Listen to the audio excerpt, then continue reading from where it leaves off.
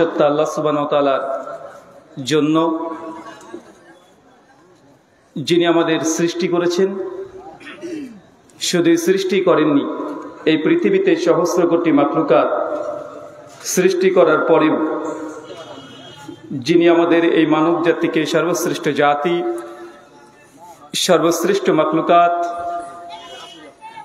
এবং সর্বশ্রেষ্ঠ নবী মুহাম্মদে আরবি সাল্লাল্লাহু আলাইহি ওয়াসাল্লামের উম্মত হিসেবে প্রেরণ করেছেন, সেই মহান সত্তা আল্লাহ সুবহানাহু ওয়া তাআলার সংক্ষিপ্ত শুকরিয়া সুজুদ আদায় করি। তার নিজেরই শেখানো ভাষা দিয়ে সকলে এক বাক্যে পড়ি আলহামদুলিল্লাহ। সরল পথে দিশারি ট্রাস্টের পরিচালনায় এবং উদ্যোগে আজ 9 নভেম্বর 2025 আপনাদের যে আলোচনা সভার আয়োজন করেছিলেন, মহান সত্তা আল্লাহ সুবহানাহু ওয়া তাআলা আপনাদের এই আলোচনা সভাটিকে কবুল করেছেন। আজকের এই আলোচনা সভাটিকে সফল করার জন্য যারা সার্বিক দিক দিয়ে সাহায্য এবং সহযোগিতা করেছেন, তাদের প্রত্যেকের নাম স্বতন্ত্রভাবে নিয়ে শুকরিয়া আদায় করা সম্ভব নয়। তারপরেও যারা অর্থ, শ্রম, অক্লান্ত পরিশ্রম, দোয়া এবং পরামর্শ দিয়ে সহযোগিতা করেছেন, আল্লাহ সুবহানাহু ওয়া তাআলা তুমি তাদের প্রত্যেকের নেক নিয়াত এবং নেক আমলগুলোকে কবুল করে নাও, সকল পড়ি আমিন। মহান সত্তা আল্লাহ সুবহানাহু ওয়া তাআলার কাছে দোয়া, এই প্রার্থনা, আল্লাহ সুবহানাহু ওয়া তাআলা আমরা মানুষ, আমরা কম বেশি ছোট বড় ভুল, ত্রুটি বিচ্যুতি, গুনাহ, পাপ, অন্যায় করে থাকি। আজকের এই আলোচনা সভার ওসিলায় আমাদের পেছনের ছোট ছোট গুনাহগুলোকে তুমি ক্ষমা করে দাও, সকলে পড়ি আমিন। সম্মানিত সুধী, বাদ মাগরিব থেকেই বিভিন্ন আলোচক তারা পবিত্র কোরআনুল করিম এবং হাদিসে মুবারাকা থেকে অনেক গুরুত্বপূর্ণ নসিহা আপনাদের সামনে পেশ করেছেন। আজকের এই আলোচনা সভার অন্তিম লগ্নে আপনাদের সামনে উপস্থিত হয়েছি একটি নির্দিষ্ট বিষয়ের উপরে কথা বলার উদ্দেশ্যে। আজকে যে বিষয়ে গুরুত্বপূর্ণ আলোচনা হবে, আলোচ্য বিষয় গুনাহ থেকে বাঁচার উপায়। কি বললাম বলেন তো? গুনাহ থেকে বাঁচার উপায়, পাপ থেকে বাঁচার উপায়। আমরা প্রত্যেকে কম বেশি, ছোট হোক অথবা বড় হোক, আমাদের দ্বারা ত্রুটি বিচ্যুতি, ভুল ভ্রান্তি, গুনাহ, খাতা, অন্যায়, অবিচার, জুলুম, নির্যাতন, এগুলো আমরা কম বেশি সকলের জানতেই অথবা জেনে শুনেই আমরা করে থাকি। করি কি করি না? করি। ইসলামী আকিদা বা আহলুস সুন্নাহ ওয়াল জামাতের এটা আকিদা এবং ইজমাই আকিদা। সুনান তিরমিজি হাদিস নাম্বার 2499, শেখ আলবানী রাহিমাহুল্লাহ সনদ হাসান বলেছেন, আল্লাহ নবী বলছেন যে কুল্লু বানি আদম খাত্তাউন, প্রত্যেক আদম সন্তান, যেই মানুষের সন্তান, আদম আলাইহিস সালামের সন্তান, বংশধর মানুষ হলেই, সে হতে পারে হিন্দু, মুসলিম, বৌদ্ধ, জৈন, ইদু, খ্রিস্টান, কলভির, মিচি, পাথর, যেই হোক না কেন, মানুষ হলেই তার দ্বারা ভুল, ত্রুটি বিচ্যুতি, গুনাহ, অন্যায়, জুলুম, নির্যাতন এগুলো তাদের দ্বারা সংঘটিত হবে এবং হয়। আর কোনো মানুষ যদি বলে যে না, আমার দ্বারা কোনো গুনাহ হয় না, আমার দ্বারা কোনো ভুল হয় না, সে আসলে মানুষ না সে ইবলিস, শয়তান? কথা বলেন। মানুষ মানে আমাদের দ্বারা ত্রুটি বিচ্যুতি, গুনাহ, অন্যায় হয়ে যাবে, আপনি অজান্তে আপনার হয়ে যাবে। সে মুসলিম হাদিস না 2749, সওয়াল ইমান লিল বাইহাকি হাদিস নাম্বার 1600, মিশকাতে এসেছে হাদিসটা 2328 নম্বর হাদিস, সে মুসলিমের হাদিস। আল্লাহ নবী বলছেন যে মানুষ জাতি, এই আদম সন্তান যদি গুনাহ, পাপ, অন্যায়, ভুল না করত, আমি আল্লাহ এই জাতির পরিবর্তন করে এমন এক জাতি আনতাম যারা গুনাহ করত এবং তারা আল্লাহর কাছে ক্ষমা চাইতো, আর আমি আল্লাহ ক্ষমা করে দিতাম। তারা আবারও গুনাহ করত, আর আমি আল্লাহ আবার তাদেরকে ক্ষমা করে দিতাম। এই হাদিসটার অর্থ ভালোভাবে বুঝেন। স্বয়ং আল্লাহ সুবহানাহু ওয়া তাআলা জানাচ্ছেন যে মানুষ জাতি মানে আমি আপনি যদি গুনাহ না করতাম, তাহলে আল্লাহ সুবহানাহু ওয়া তাআলা আমাদের পরিবর্তে এমন এক জাতি সৃষ্টি করতেন যারা গুনাহ করত, আর আল্লাহ কাছে ক্ষমা চাইতো, আর আল্লাহ ক্ষমা করে দিতেন। আবার তারা গুনাহ করত, আবার ক্ষমা চাইতো, আর আল্লাহ সুবহানাহু ওয়া তাআলা ক্ষমা করে দিতেন। তার মানে বিষয়টা বুঝতে পারছেন? বা আমি আপনি এটা বুঝে নিলাম, অতএব আল্লাহ মনে হয় চাচ্ছেন যে আমরা গুনাহ করি। কেন, গুনাহ যদি না করতাম তাহলে আল্লাহ সুবহানাহু ওয়া তাআলা আমাদেরকে কি সৃষ্টি করতেন না, অন্য জাতিকে নিয়ে আসতেন আমাদের পরিবর্তন করে। এই হাদিসের ব্যাখ্যা করতে গিয়ে ইমাম নববী রাহিমাহুল্লাহ তিনি আনছেন সারা সহিহ মুসলিমের মধ্যে, ইমাম বাইহাকি রাহিমাহুল্লাহ তার আসমা ও সিফাত এই গ্রন্থের মধ্যে তিনি আলোচনা করতে গিয়ে বলছেন যে আল্লাহ সুবহানাহু ওয়া তাআলার একটা নাম হচ্ছে আর রহমান আর রহিম। আল্লাহ অসীম করুণাময়, পরম দয়ালু, আল্লাহ গাফফার, আল্লাহর অনেকগুলো নাম। এই নামগুলোর জন্যই মানুষ জাতির গুনার অস্তিত্ব বা গুনার এক্সিস্টেন্স থাকাটা জরুরি। কারণ মানুষ যদি গুনাহ না করত, মানুষ যদি পাপ না করত, তাহলে আল্লাহ যে তওয়াবুর রাহিম, আল্লাহ যে অসীম করুণাময় পরম দয়ালু, তো মানুষ যদি পাপ না করত আল্লাহ কার উপরে দয়া করতেন? এটা প্রশ্ন আসতো কি আসতো না? আসতো না? কেউ যদি গুনাহ না করে, পাপ না করে, অন্যায় না করে, তা আল্লাহ যে আর রহমান, তিনি আর রাহিম, তিনি যে ক্ষমা করতে পারেন, এটা যে তার জাতি সিফাত এবং স্রষ্টা হওয়ার জন্য এই সিফাত জরুরি। যার ক্ষমা করার এখতিয়ার থাকবে, যার ক্যাপাবিলিটি থাকবে, যে মানুষ বা যে কোনো জাতি যখন ক্ষমা চাইবে আল্লাহ ক্ষমা করবে। যদি কেউ গুনাহ বা পাপ অন্যায় না করতো তাহলে আল্লাহর এই নামগুলো অনার্থক, অকেজো হয়ে যেত না। তাই এটা আল্লাহ সুবহানাহু ওয়া তাআলার সিফাতের সঙ্গে জড়িত আছে যে সৃষ্টি তাদের দ্বারা অন্যায় হবে, আর তিনি রহমান, তিনি ক্ষমা করবেন। আল্লাহ সুবহানাহু ওয়া তাআলা আমাদের যাবতীয় ছোট এবং বড়, প্রকাশ্য এবং গোপনে যত গুনাহ করেছি তুমি আমাদেরকে ক্ষমা করে দাও, সকলে পড়ি আমিন। সম্মানিত সুধী, আজকে যে বিষয় গুরুত্বপূর্ণ আলোচ্য বিষয় গুনাহ থেকে বাঁচার উপায়। আচ্ছা বলেন তো, একটা ছোট্ট প্রশ্ন করি। এই সৃষ্টি জগতে আল্লাহ সুবহানাহু ওয়া তাআলার অজস্র ক্রিয়েশন, সৃষ্টি আছে। তার মধ্যে মানুষ, আমরা একটা সৃষ্টি, একটা নিছক সৃষ্টি আমরা আল্লাহ সুবহানাহু ওয়া তাআলার। এই এতগুলো সৃষ্টির মধ্যে সর্বশ্রেষ্ঠ সৃষ্টি কে? জি, আরো জোরে বলেন। সবাই একমত তো? জি, মানুষ হচ্ছে আশরাফুল মাখলুকাত, তাই না? আসলে শেখুল ইসলাম ইবনে তাইমিয়া রাহিমাহুল্লাহ এই বিষয়ে আলোচনা করছেন অনেক দীর্ঘ, এবং সালাফ থেকে খালাফ পর্যন্ত আকীদার উপরে যতগুলো গ্রন্থ আছে এই বিষয়ের উপরে তাদের অনেক আলোচনা বাহাস আছে যে আসলে সৃষ্টির সেরা কারা। পুরো একটা জামাত তারা চলে গেছে যে সৃষ্টির সেরা আশরাফুল মাখলুকাত তারা হচ্ছে মানুষ সম্প্রদায়। কারা? ইনসান, মানুষ। আর কিছু উলামা, তাদের সংখ্যায় অনেক বড় বড় নাম, তারা অনেক বড় বড় নাম সালাফদের মধ্যে, তারা বলছে না, আসলে মানুষ নয়, আসলে সৃষ্টির সেরা আশরাফুল মাখলুকাত হচ্ছে ফেরেশতা। কারা? কথা বলেন, কথা বলেন, কারা? একদল বলছে ফেরেশতা, বড় বড় আলেম, শেখ, মুহাদ্দিস, ফুকাহাগণ, আকীদার উপরে যারা অনেকগুলো গ্রন্থ রচনা করেছেন। আর জমহুররা বলছে না, মানুষ হচ্ছে সৃষ্টির সেরা। এবং দুই পক্ষই অনেক দলিল আদিলা দিয়ে তারা ভরপুর করে গেছে কিতাবগুলোতে। তারা এই দলিল দেয়, তাদের দলিলকে এই পক্ষ খণ্ডন করে, এবং ইলমি আলোচনা, ইলমি বাহাস কিতাবগুলোর মধ্যে পাওয়া যায়। তবে জবরদস্ত আলোচনা করেছেন এবং সে উপসংহার টেনেছেন ইমাম ইবনে কাইয়িম আজ-জাওযী রাহিমাহুল্লাহ। তার বিখ্যাত গ্রন্থ আছে আল ইলামুল মুওয়াক্কিন ফি রাব্বুল আলামিন, দ্বিতীয় খণ্ডের 26 নম্বর পৃষ্ঠায় তিনি এই মাসালার সমাধান দিতে গিয়ে বলছেন, আসলে মানুষ আশরাফুল মাখলুকাত এটা শতসিদ্ধ সত্য কথা নয়। যদি মানুষ আশরাফুল মাখলুকাত হতো, সৃষ্টির সেরা হতো, তাহলে ফেরাউন সে আল্লাহর আশরাফুল মাখলুকাত হতো কি হতো না? কথা বলেন। তাকে তো সৃষ্টির সেরা বলতে হতো একদিক থেকে। আবু জাহেল, আবু লাহাব, উদওয়া, শাইবা, যুগে যুগে যারা ইসলামের বিরোধিতা করেছে, যারা অ্যাথিস্ট, নাস্তিক, যারা আল্লাহকে অস্বীকার করে দেয়, তাই তাদেরকে তো আশরাফুল মাখলুকাত বলতে হবে। যোগী, মোদী, অমিত, তাদেরকে আশরাফুল মাখলুকাত বলতে হবে কি হবে না?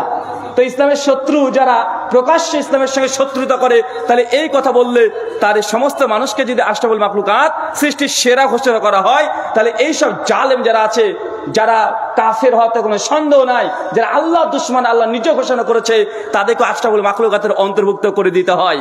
ইমাম ইবনে কাইয়িম আজ-জাওযী রাহিমাহুল্লাহ তার জন্য বলছেন, আসলে মানুষ আশরাফুল মাখলুকাত এটা ঠিক, তবে সব মানুষ নয়। কথা বুঝতে পারলেন না? সব মানুষ নয়। যারা মানুষের মধ্যে ইমানদার মুমিন, যারা মুসলমান মুমিন, এরা হচ্ছে আশরাফুল মাখলুকাত। কারা? কথা বলেন, কারা? যারা মুমিন, যাদের ইমান আছে, যার যত বেশি ইমান। যেন ফেরেশতাদের মধ্যে আল্লাহ সুবহানাহু ওয়া তাআলা ক্লাসিক ভাগ করেছে, ক্যাটাগরি ভাগ করেছে। আল্লাহ লক্ষ লক্ষ সৈনিক ফেরেশতারা আছে, তার মধ্যে উলুল আজম 4 জন মালায়েকা ফেরেশতা আছে না নাই? আছে না? জিবরিল, মিকাইল, এগুলো আছে না নাই? মিকাইল আলাইহিস সালাম, এই যে নামগুলো, এর হচ্ছে অনেকগুলো ফেরেশতা। 4 জন আছে বিখ্যাত, যার নবীদের মধ্যে আছে না নাই? নবীদের মধ্যে অজস্র নবী রাসূল এসেছে। মিসকাত আল মাসাবি হাদিস না 5737, সহিহ ইবনে হিব্বান হাদিস নাম্বার 165। আল্লাহ নবী বলেছেন আমার পূর্বে 1,24,000 নবী রাসূল এসেছে। শেখ আলবানী রাহিমাহুল্লাহ সনদ হাসান বলেছেন। শেখ শোয়েব আরনাউত, ইমাম হাজার, ইমাম যাহাবী সনদের মধ্যে যঈফ দুর্বল আসে ঘোষণা করেছেন। তারপর আমরা ধরে নিই যে পৃথিবীতে লক্ষাধিক নবী এসেছে না ভাইজান? তো এতগুলো নবীর মধ্যে উলুল আজম 4 জন নবী আছে না নাই? 4 জন যাদের কিতাব দেওয়া হয়েছে কোরআন মাজিদে স্পষ্ট মজুদ আছে। নবী ইব্রাহিম থেকে শুরু করে আজ পর্যন্ত আমাদের নবী, এতগুলো নবীর মধ্যে মোটামুটি 4 থেকে 5 জন বড় বড় নবী যাদের কিতাব মানে কোরআন মাজিদ পড়লে তাদের মাকাম মর্যাদা বোঝা যায় না? ঠিক একইভাবে আল্লাহর ফেরেশতা বাহিনী, সবাই যেমন আল্লাহর ফেরেশতা, কিন্তু 4 জনের বিশেষ গুরুত্ব আছে।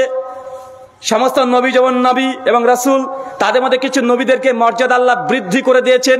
আমরা ইমানদার যারা মুমিন, কোন নবীর মধ্যে আমরা পার্থক্য করি না, কিন্তু আল্লাহ কিছু মাকাম মর্যাদা বেশি দিয়েছেন কি দেন নাই? ফজিলত দিয়েছেন। ঠিক একইভাবে মানুষ জাতির মধ্যে আশরাফুল মাখলুকাত, সৃষ্টির সেরা আছে, তো সব মানুষ না। যাদের মধ্যে ঈমান আছে তারা আশরাফুল মাখলুকাত, আর যাদের মধ্যে ঈমান নাই, কোরআন মাজিদ বলছে শাররুল বারিয়া, এরা হচ্ছে সৃষ্টির নিকৃষ্ট। যারা মুশরিক, ইন্না মুশরিকুনা নাজাসুন, সূরা আলী ইমরান আয়াত নম্বর 28। নিঃসন্দেহে মুশরিক যারা, তারা কি? অপবিত্র। অপবিত্র মানে এই নয় যে কোনো মুশরিক আছে তার গায়ে টাচ করলেন অজু ভেঙে যাবে, গোসল ফরজ হবে, এমনটা নয়। তাদের হৃদয় শিরক করার কারণে কলুষিত হয়ে গেছে, অপবিত্র হয়ে গেছে। তার জন্য যারা সৃষ্টির সেরা তা হচ্ছে মুমিন, আর যারা ঈমান আনে নাই, বেঈমান, আল্লাহর বিরুদ্ধে বিদ্রোহ ঘোষণা করেছেন, তারা শাররুল বারিয়া, তারা সৃষ্টির নিকৃষ্ট। এখন বলেন আপনার কোন পক্ষে থাকতে চান? কোন পক্ষে? আল্লাহ সুবহানাহু ওয়া তাআলার যে বিধিবিধান আমাদেরকে দিয়েছেন, আমরা এদিকে থাকতে চাই না শাররুল বারিয়া, সৃষ্টি নিকৃষ্ট যারা আল্লাহর সঙ্গে বিদ্রোহ ঘোষণা করে?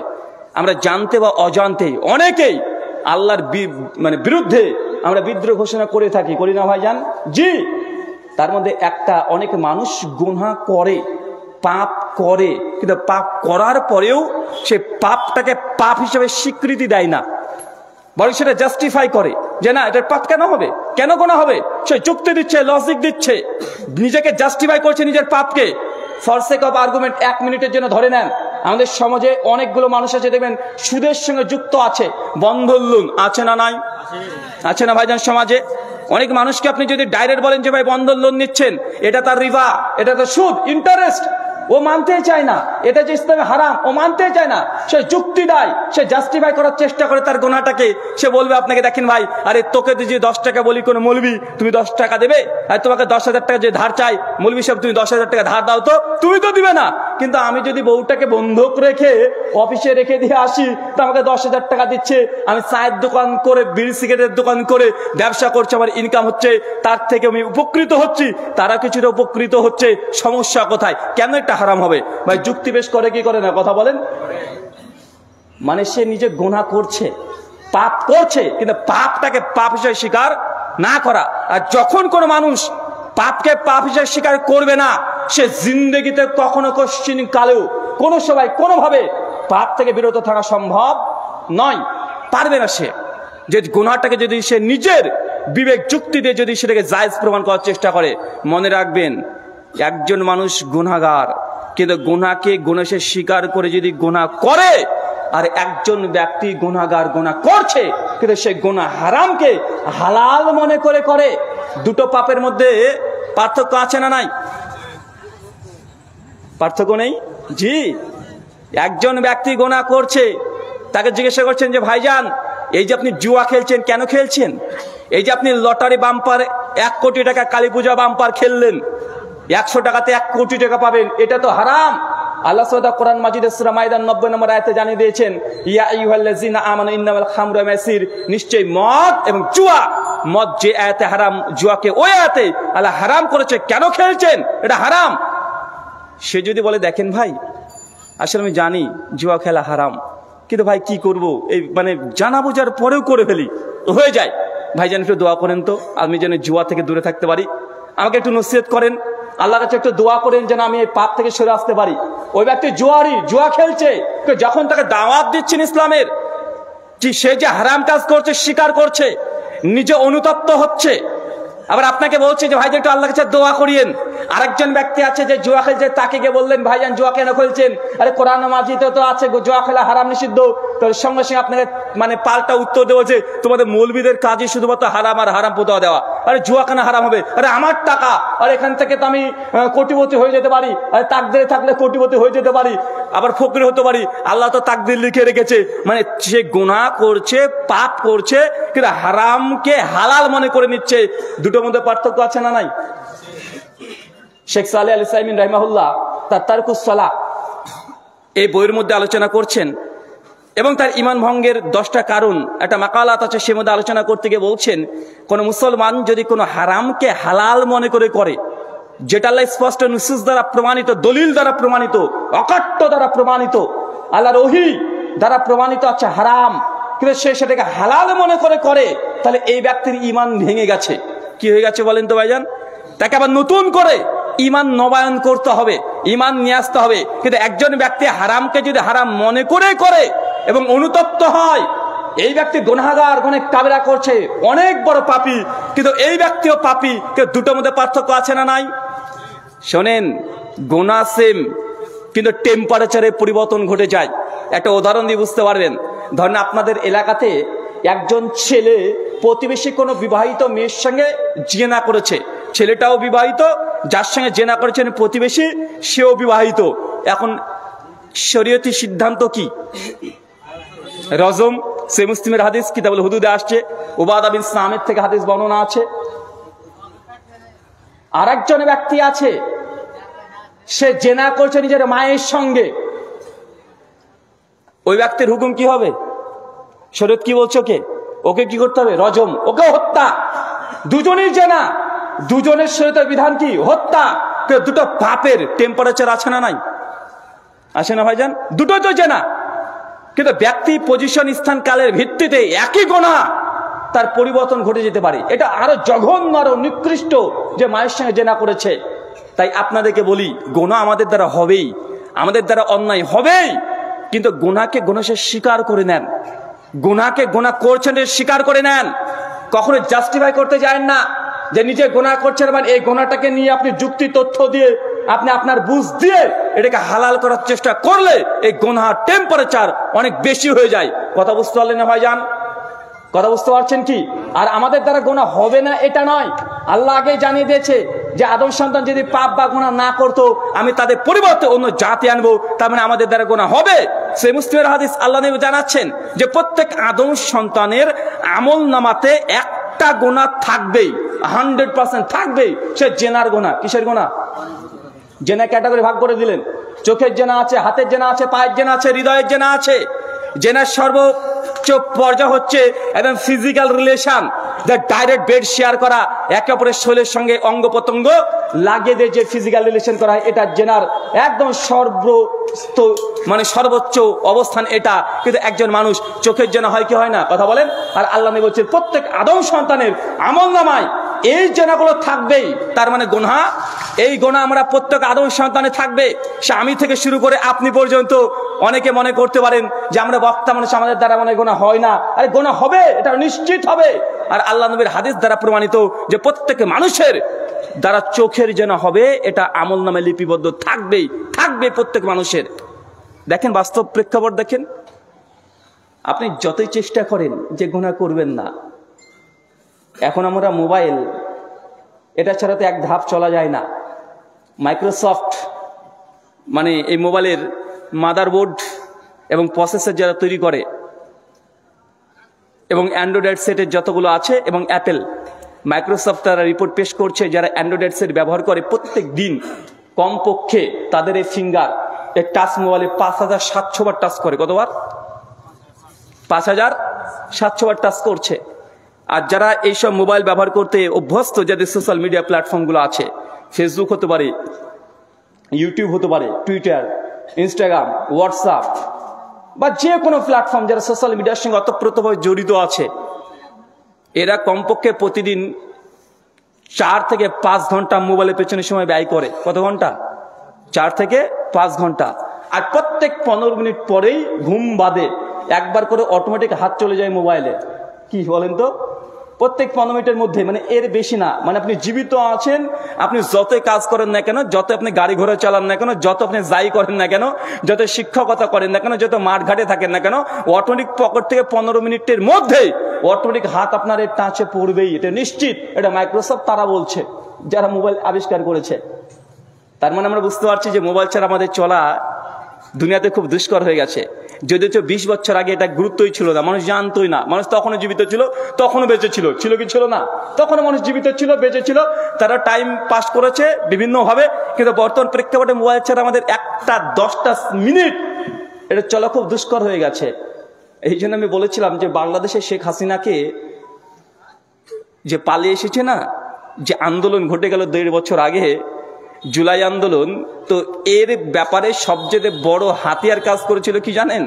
সবাই বলছে আমরা আন্দোলন করেছি, এই করেছি, সেই করেছি। অবশ্যই করেছে, অবশ্যই তাদের ক্রেডিট তাদেরকে দিতে হবে। কিন্তু সবচেয়ে আন্দোলনকে একদম স্রোতের মতো, ঝড়ের গতিতে, সাইক্লোন গতিতে একদম ঢাকা পর্যন্ত চলে গেছিল। কেন জানেন?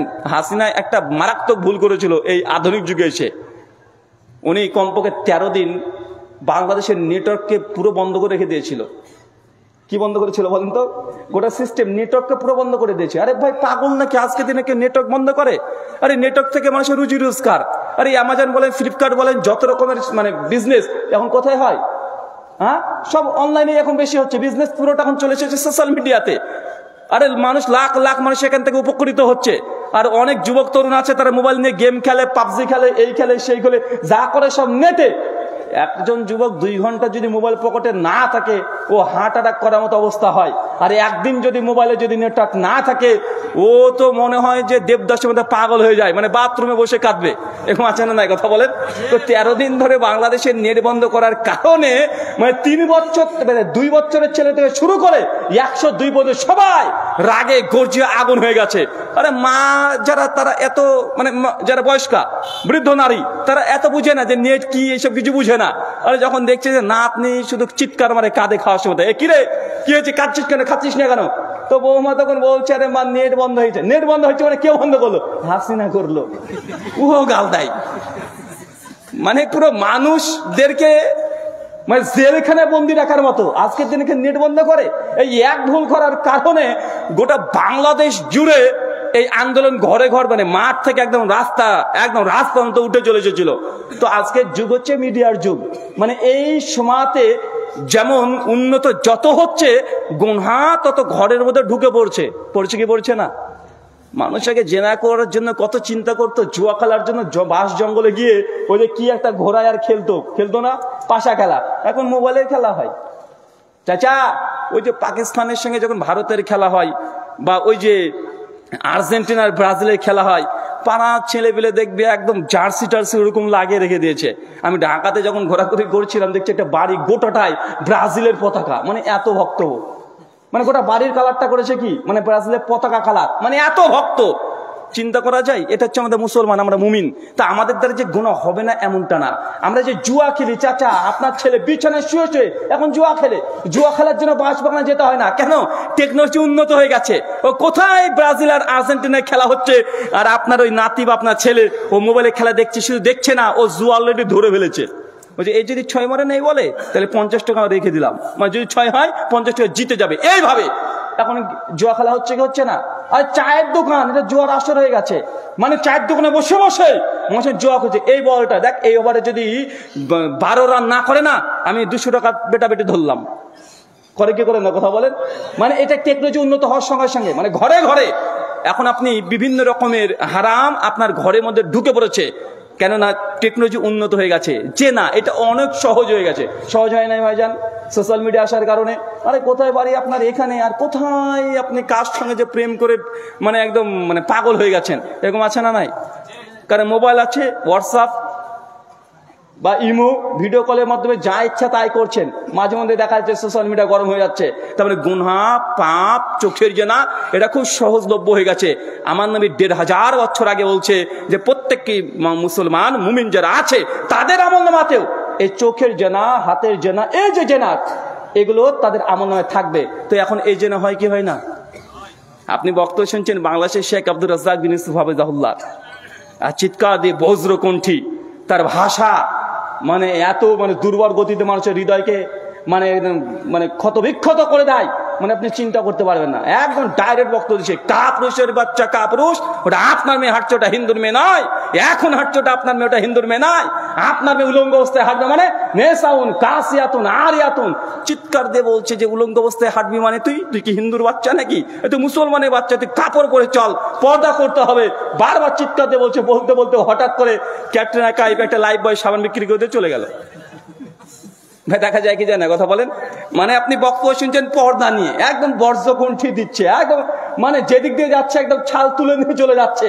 আর এই মুহূর্তে হঠাৎ করে মোবাইলে আপনি ইউটিউবে দেখছিলেন, একটা টুক করে অ্যাড চলে এসেছে, ক্যাটরিনা কাইফ এই উলঙ্গ অবস্থায় ও লাইফ বয় সাবান বিক্রি করছে, ঐশ্বর্য রায় ও একটা শ্যাম্পু বিক্রি করতে চলে গেল।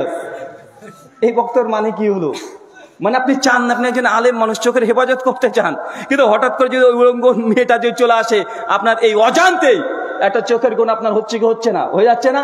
আর আপনি বক্তব্য শুনবেন না, শেখ সুদাইসের কিরাত শুনছেন, কোরআন মাজিদ চলছে, কিরাত চলছে, হঠাৎ করে চলতে চলতে আর একটা ইয়ার চলে আসে না নাই, কথা বলেন। তার মানে আমরা চাইলেও এটা সম্ভব না। আর আমাদের মেয়েরা এখন হয়েছে যত, আরে বাপরে বাপ, ফেসবুক খুললেই এসব অ্যাড ট্যাড বাদ দেন, রিলস নিয়ে পাগল নামে। সকালবেলায় ঘুম থেকে বলছে, হাই আমি এখন বাথরুমে, হাই গাইজ আজকে আমি দেখেন এই কিনে নিয়ে এসেছি, সবজি কিনে নিয়ে এসেছি, আমি মাছ কিনে এনেছি, দেখেন আমাদের বাড়ি হচ্ছে, আজকে এসি লাগালাম, আজকে আন্ডার ফ্যান কিনলাম। মানে যা আছে সব ফেসবুকে, বা চলছে কি চলছে না, মানে মানুষকে পোস্ট করতে, এখন ভিডিও রিলস বানিয়ে সবগুলো দিচ্ছে। আর কিছু আমাদের যুবক তরুণ ভাইগুলো আছে, ওর আবার বউকে ব্যবসায়িক বানিয়ে দিয়েছে। কিসের ব্যবসায়িক? জামা কাপড় বিক্রি করে না, ও সারাদিন কি করে, কি রান্না করে, কি খায়, কিভাবে পেশাব করে, কিভাবে পায়খানা করে, সবকিছু রিলস বানাচ্ছে, সোশ্যাল মিডিয়ায় দিচ্ছে, লাখ লাখ ভিউ, ওখান থেকে ইনকাম আছে না নাই, কথা বলেন। তা আপনি যত বড় আল্লাহর ওলি হন, ফেসবুকে ঢুকছেন, আপনি বক্তব্য শুনবেন, কোরআন মাজিদ একটা কিরাত শুনবেন, হঠাৎ করে ও রিলস ব্যবসায়ী, ও রিলস বিক্রি করে চলে গেল আমার কাছে। হয় কি হয় না? এটা হয়। গুনাহ থেকে বাঁচার সবচাইতে প্রথম পয়েন্ট, পাপকে, গুনাহকে, গুনাহ সে স্বীকার করে নেন আগে। যতক্ষণ স্বীকার না করছেন, গুনাহ থেকে আপনি বাঁচতে পারবেন না। আচ্ছা, কে কে বিয়ে করেছেন হাত তোলেন তো। চাচা আপনি বিয়ে করেননি? চাচা করেছেন, দুই চাচা হাত তুলেননি। আমি হচ্ছে বিয়ে টিয়ে করেনি মনে হয়, চিরকুমার, মাশাআল্লাহ, হাত নামান। আর কে কে বিয়ে করেননি তারা হাত তোলেন। গরিব, এই কটা মুসকিন। শহল ইমালিন ভাই হাকিত আল্লাহ বলছেন, যারা গরিব মানে বিবাহ করেন তারা মিসকিনের নাই, যদি সনদ দুর্বল আছে, শেখ আলবানী যে বলেছেন। তো মানে এই কয়টা গরিব। আচ্ছা, যারা বিয়ে করেছেন, শ্বশুরের কাছ থেকে কি কি নিয়েছেন? হারিকেন, ছাতি, মানে যাদের বয়স 60, চাচা নেননি এগুলো? মানে 60 বছর বয়স যাদের, মানে দীর্ঘ 40 বছর আগে যারা বিয়ে করেছে, কি নিয়েছে শ্বশুরের কাছ থেকে? একটা হাতে হেরকেন, আর মাথায় কি ছাতা, আর ওই ক্যারিয়ারে বিহীন একটা সাইকেল। মানে না হলে বিয়ে করতে যাবে না। ভাই ছিল কি ছিল না? ছিল ভাই, ছিল না এগুলো? আরে মানুষ এগুলোকে গুনাহ মনে করে না। এই যে মেয়ে পক্ষের কাছে পণ নিচ্ছে, আর এখন তো মডার্ন যুগ, সবকিছু ডিজিটাল। ছেলে পক্ষ বলছে, হুজুর আমি কিন্তু একদম নো ডিমান্ড, কোনো ডিমান্ড করিনি, কোনো ডিমান্ড নাই। আবার ছেলে পক্ষ গিয়েছে, মেয়ে পক্ষ দেখা ফাইনাল ডেট ঠিক হচ্ছে, তখন মেয়ে পক্ষের একবার বলার কর্তব্য যে আপনাদের কিছু বলা থাকলে বলেন ভাই। মানে মেয়ের বাপ, ছেলে বাপকে বলছে, ছেলের বাপ কি বলেন, হ্যাঁ কিছু বলার থাকবে মানে, আর আপনার মেয়ে মানে আমার মেয়ে, আবার কি বলছেন? কিচ্ছু না, নো ডিমান্ড, আমাদের কোনো ডিমান্ড, আমাদের বংশে কেউ এইসব করে না, এইসব কথা বলে আমাকে লজ্জিত করবেন না। সবার সামনে ভরা বসিসে বয়ে চলে গেল। বিয়ের তারিখ ফাইনাল, মানে 16 তারিখে বিয়ে। ছেলেপক্ষের বাপ মানে শ্বশুর, মানে ছেলের বাপ ফোন করছে 14 তারিখে রাত্রিবেলাতে বিহাইকে, মেয়ের বাবাকে, এই যে ভাই কেমন আছেন? আছি, চলছে। যে জানেন তো মানে আমার ছেলে না, এই তো বিয়ে তো সামনে আর 2 দিন পর ভাই, তাই না? যে হ্যাঁ ভাই, প্রস্তুতি কেমন? বলছে আলহামদুলিল্লাহ, একদম প্যান্ডেল ট্যান্ডেল সব রেডি হয়ে গেছে, আমাদের সবকিছু বলে দিয়েছে, কার্ড বিলি হয়ে গেছে। তো ভাই আপনারা কতজন আসবেন? ছেলেপক্ষ বলছে, আরে আমাদের বংশ বড় তো, আসলে 150-200 না হলে কি হয়, মানে 150-200, ওটা বংশ ওর বড়, এই জন্য 150-200 নিয়ে আসবে। ছেলেপক্ষ তখন ভাবছে যে, ছেলে বাপ ভাবছে যে কিভাবে যে বলতে বলতে হঠাৎ করে বলছে যে আমার ছেলে না বিশাল বুদ্ধি, ওর যা বিজনেস মাইন্ড আছে না, যা বিজনেস মানে ব্যবসার, মানে যেরকম ব্যবসা বুঝে না, মারাত্মক ব্যবসা বুঝে। আরে ওর যদি মানে কিছু টাকা থাকতো না, ও একটা কিছু হয়ে দেখাতো। বলেন তো, বিয়ের 2 দিন আগে ছেলের বাপ মেয়ের বাপকে কেন এই কথা বলছে? মানে ওর ডিমান্ড নেই, মানে ও বুঝিয়ে ও বলছে না। ও কি বলছে? যে আমার ছেলে বিশাল বুদ্ধি, যে টাকা পয়সা ইনভেস্ট করতে পারতো না, ও অনেক বড় কিছু করে ফেলতো। ছেলেটার মাত্র 3 লক্ষ টাকা আছে, 6 লক্ষ টাকা লাগতো, মানে আর 3 লক্ষ টাকা যদি ম্যানেজ হয়ে যেত না, এখানে ইনভেস্ট করতো, মানে মাসে কোটি টাকা ইনকাম করতো। তার মানে কি বলছে? মানে ঘুরে বলছে তুই টাকা দে, মানে নো ডিমান্ড।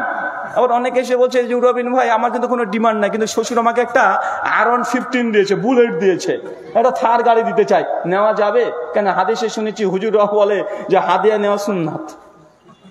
দেখেছেন কত বুদ্ধি। বলছে আমাদের ডিমান্ড নাই, শ্বশুর এমনি দিতে চাই। আমি বলি যে ভাইজান, আপনার শ্বশুর এত বড় দিল, এত বড় হৃদয়, যে আপনাকে একটা 3 লক্ষ টাকা দিয়ে একটা বুলেট গাড়ি দিয়ে দেয় 2-3 লক্ষ টাকা দামের। অথচ মসজিদের আপনাদের ইমাম যে সাইকেলও জুটে না বেচারা, ও পায়ে হেঁটে প্রতিদিন মসজিদে আসে 5 বার। আপনার শ্বশুর ওই মৌলবীকে তো বলতে পারলো না যে বাবা, যে মৌলবী সাহেব আপনি প্রতিদিন হেঁটে হেঁটে নামাজ পড়তে আসেন, এই আপনাকে একটু ব্যাটারির এই যে স্কুটিগুলো আছে অন্তত এটা কিনে দিই। কোনোদিন তো এটা কিনে দিল না, আপনাকে এরকম দিচ্ছে কি বাবা? তার মানে কি, ডাল মে কুছ কালা है, কালা নেই হে বলকি পুরা ডালই কালা है। মানে সমস্যা আমাদের গোড়াতে, মানে হারাম জিনিসগুলো ভ্যারাইটিস ভাবে আমাদের কাছে যে কোনো ভাবে হোক, আমরা কি করছি? ওটাকে আমরা গ্রহণ করে নিচ্ছি। আল্লাহ সুবহানাহু ওয়া তাআলা ইহুদির জন্য হারাম করেছিল সাবাতের দিন, মানে স্যাটারডে, শনিবার, তারা যেন কোনো কিছু কাজকর্ম না করে, মাছ জানে পুকুর থেকে নদী থেকে না ধরে। ইহুদিরা এত বড় বুদ্ধিমান, এত বড় খাটাস বদমানুষ, ওরা শনিবার ঠিক মাছ ধরতো না। কি করতো? শনিবারে জাল পুকুরে ফেলে রেখে দিত, যখন সূর্য ডুবে গেছে খাস খাস করে তুলতে শুরু করেছে। ফাঁকে কাকে মারলো? কথা বুঝতেন না মনে হয়? মানে এত খাটাস, মানে আল্লাহর বিধানকে তারা যে কোনো ভাবে হোক, যাই হোক না কেন, তারা ঘুরে নাক ধরে যেটা করার সেটাই করবে। এটা ইহুদিদের চরিত্র ছিল। তারা এইভাবে আল্লাহ সুবহানাহু ওয়া তাআলা ওহীগুলোকে তাবিল করতো, অপব্যাখ্যা করতো, তাহরিফ করে ফেলতো। তার লাফজি তাহরিফ তো করতো, মানাগত তাহরিফ করে, বিভিন্ন কলাকৌশল করে, ফিক ব্যবহার করে, বুদ্ধি যুক্তি ব্যবহার করে হালালকে হারাম করে নিত, আর হারামকে তারা হালাল করে নিত। আমাদের মুসলিম সোসাইটির সমাজে এগুলো আছে। আমি তার মানে এটা আপনাকে বোঝাচ্ছি না যে আপনার শ্বশুর বা শাশুড়ি করে কিছু খুশি মনে যদি গিফট করে আপনি নিতে পারবেন না, এমনটা নয়। অবশ্যই নেন, যদি খুশি মনে দেয়, আপনার জন্য আকাঙ্ক্ষা যদি না থাকে, এমনি দিয়েছে আপনি নেন, সমস্যা নেই। তবে ভাইজান, আপনার শ্বশুর সাইকেলে করে ঘোরাঘুরি করে আর আপনাকে বুলেট গাড়ি দেয়, তো আপনি হাদিয়া শ্বশুরের কাছ থেকে নিয়েছেন, ভালো কথা, হাদিয়া কি আপনি দিতে পারেন না? আপনি চলে যাবেন। বয়স্ক মানুষ কিছু পারেন না, ওই যে ব্যাটারি চালিত যেসব এইগুলো আছে না, স্কুটি আছে না, ওটা কিনে শ্বশুরকে দিয়ে দেবেন। আব্বা, আপনি তো আমার কষ্ট বুঝে আমাকে এটা দিয়েছেন, আমি একটা আপনাকে হাতে দিলাম, গিফট করলাম। পারবেন তো ইনশাআল্লাহ? হ্যাঁ, আচ্ছা, কে কে শ্বশুরকে দিয়েছেন একটু হাত তোলেন তো। আচ্ছা, শ্বশুরের কাছ থেকে কে কে নিয়েছেন একটু হাত তোলেন। দেখেন কি হাসি, কি অবস্থা। আরে শুধু আপনি হাতে নিলেন, শ্বশুরের বাড়িতে আছে মাত্র 1,500 টাকা দামের চৌকি, তা আবার খুরিতে মানে দেওয়া, পটি লাগানো, আর আপনাকে 65,000 টাকা দামের খাট পাঠিয়ে দেয়। কি ব্যাপার? শ্বশুর দিয়েছে, আমাদের ডিমান্ড নাই বললেন, আর ওই শ্বশুরের দেওয়া খাটে বউকে নিয়ে শুয়ে থাকেন। লজ্জা লাগা দরকার আপনার। মানে যে বিছানায় শুবেন ওটাও আপনার নিজের না, আপনি পুরুষ না কাপুরুষ? আচ্ছা, বুঝলাম শ্বশুর এমনি দিয়েছে, ডিমান্ড নাই, তা আপনার চোখে পড়েন আপনার শ্বশুর ভাঙা খাটে শুয়ে থাকে? আরে আপনিও তো পারেন, আপনার বেশি ইনকাম নাই, বয়স আপনার অল্প, 22-24 বছর বয়স, 65,000 টাকা দামের খাট দেওয়া আপনার সামর্থ্য নাই। আপনি অন্তত পক্ষে ওই আকাশমণি কাঠ দেয়া 15,000 টাকা দিয়ে খাট দিতে পারেন তো? পারেন কি পারেন না? পারেন কি পারেন না? আর সারা জীবন আপনি হাতে নিয়েই চলে গেলেন শ্বশুর বাড়ি থেকে, শ্বশুর শাশুড়িকে কিছু দিলেন না, বছর একটা শাড়ি দিয়ে ভাবছে অনেক কিছু দিয়ে দিয়েছি। মানে ঈদের সময় একটা শাড়ি দিয়েছে, কি দিয়েছে বলেন? ঈদের সময়তে শ্বশুরকে একটা সেন্ডু গেঞ্জি আর একটা লুঙ্গি দিয়েছে, আর শাশুড়িকে একটা শাড়ি দিয়েছে, ভাবছে অনেক কিছু দিয়ে দিয়েছি। ওই কথা আর বউকে বারবার বলে, তোমার বাপকে দিলাম যে, বলে না ভাইজান? মানে আমাদের কাছে হারামগুলো বিভিন্ন কোয়ালিটিতে আসছে এবং আমরা সেটা হালাল করে নিচ্ছি। তাই গুনহা, এই গুনহা একটা ছোট্ট কথা বলে দিই, ইমাম ইবনে কাইয়িম আল-জাওজির একটা দারুণ উক্তি আছে। ইমাম ইবনে কাইয়িম আল-জাওজি রাহিমাহুল্লাহ বলছেন যে খবরদার তোমরা কখনো জায়েজের অনুসন্ধান করো না, মানে জায়েজের শেষ পর্যায়ে যাও না। কারণ জায়েজের শেষ পর্যায়ে কে দাঁড়িয়ে থাকে? হারাম। কে দাঁড়িয়ে থাকে বলেন তো? মানে জায়েজের যেটা শেষ পর্যায় ওখানে কে দাঁড়িয়ে আছে? হারাম।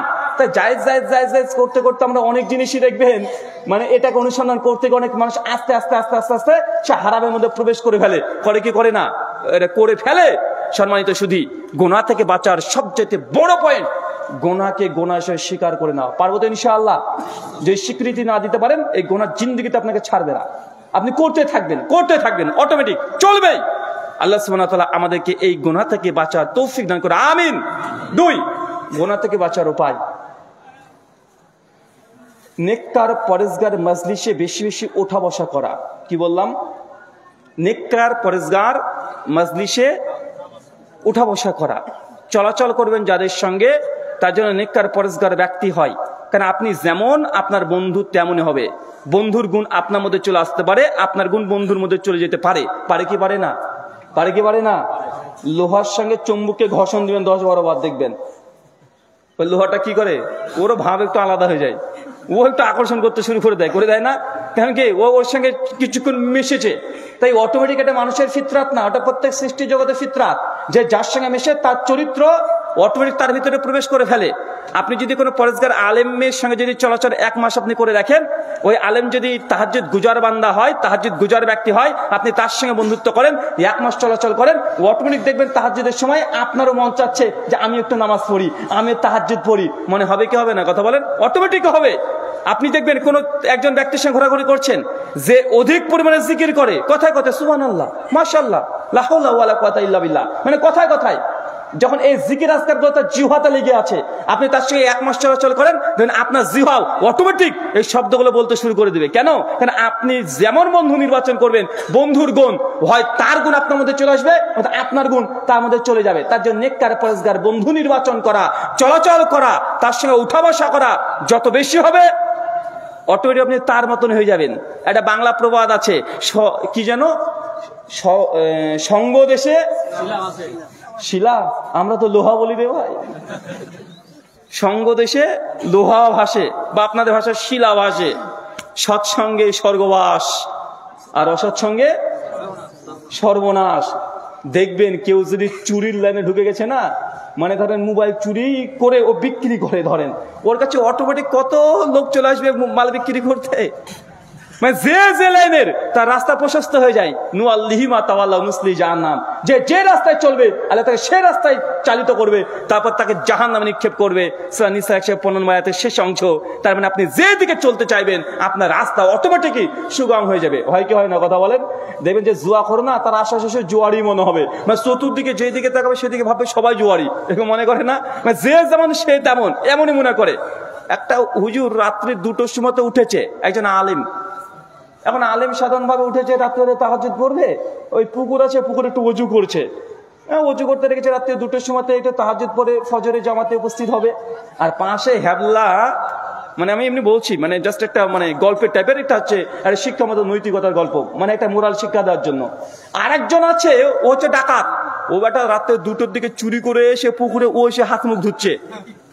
চোর তখন বুঝে আর এই সর্বনাশ, হুজুর আবার কবে থেকে এই লাইনে নামলো রে?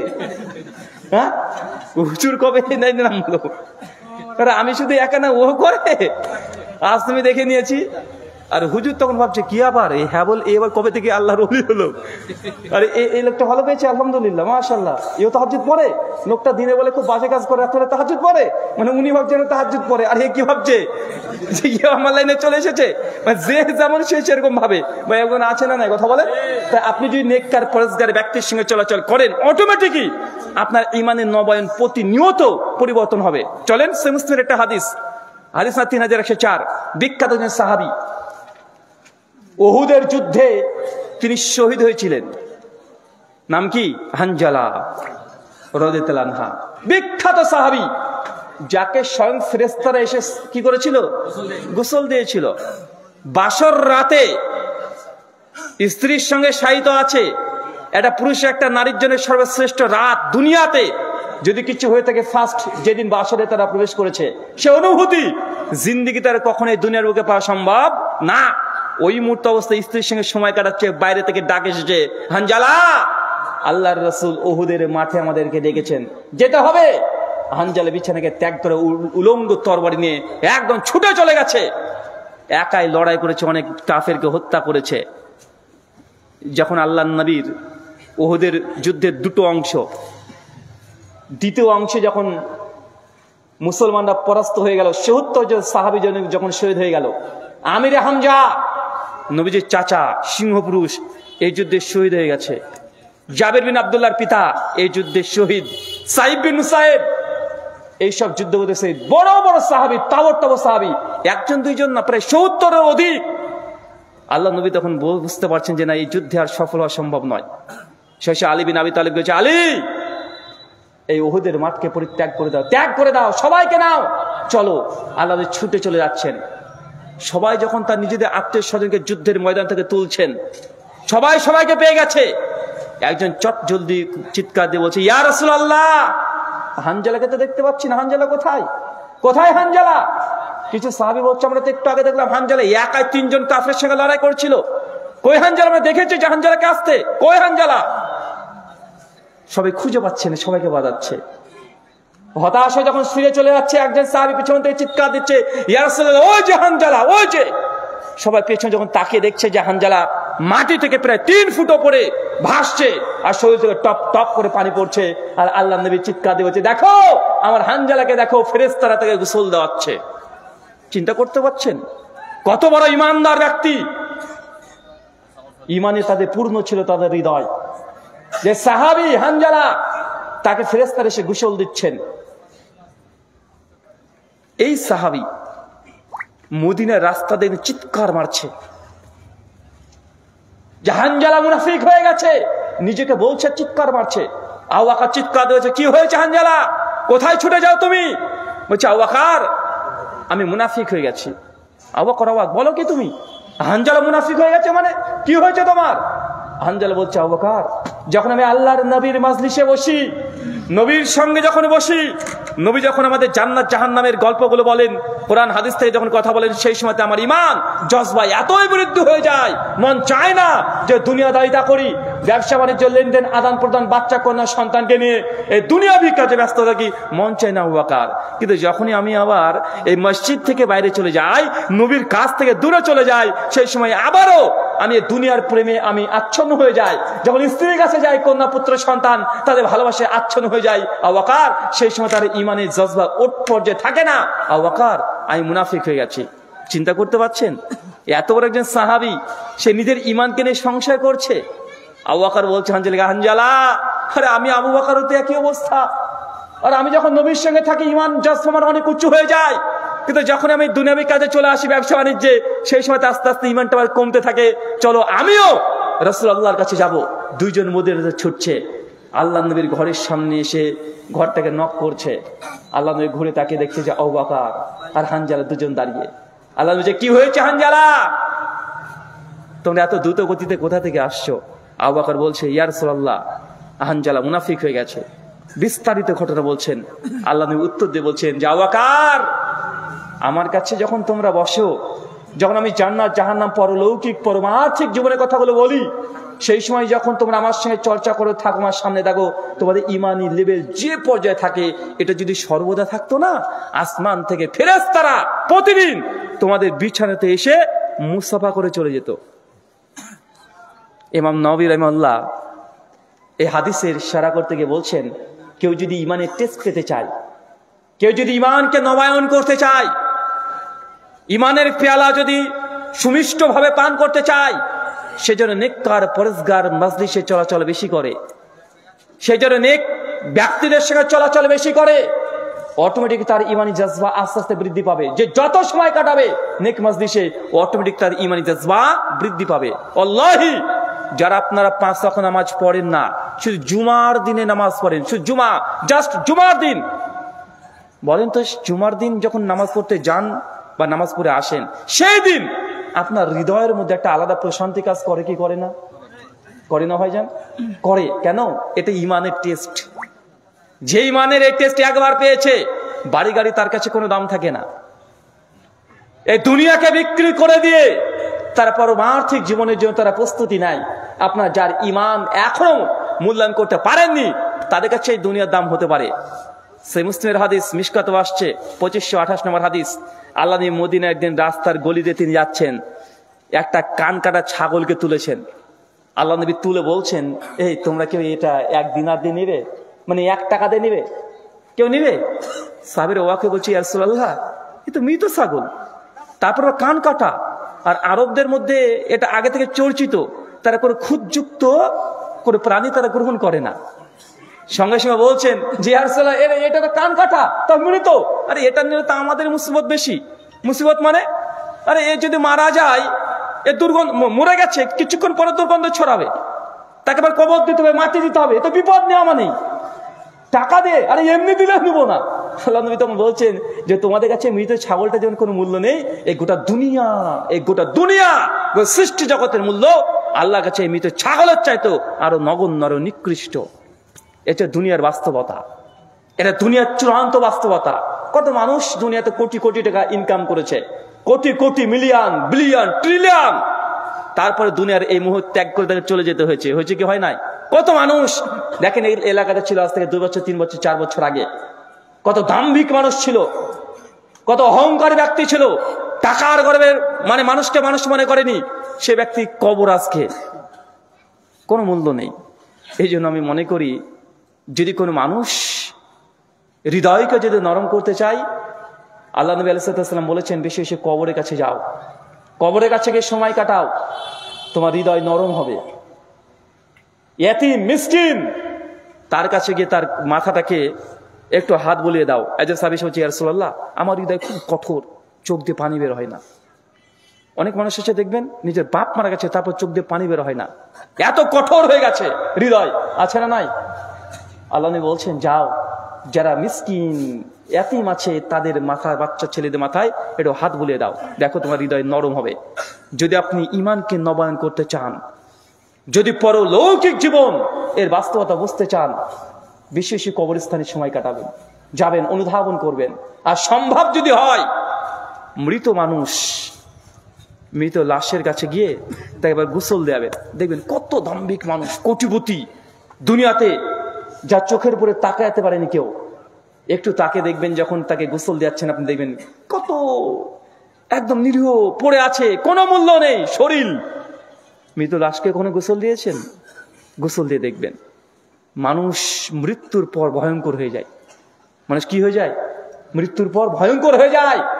যে মানুষের জন্য দুনিয়াতে আজকে আমরা এত ব্যস্ত, এত কিছু দুনিয়াতে, যে স্ত্রীকে নিয়ে আপনি দীর্ঘ 50 বছর সংসার করছেন, 50 বছর তার শরীরের প্রত্যেক অঙ্গ প্রত্যঙ্গ ছোঁয়া আপনি পেয়েছেন, আপনি নিয়েছেন 50টা বছর, এমন কোনো ব্যাপার নেই যে তার সঙ্গে আপনি শেয়ার করেননি।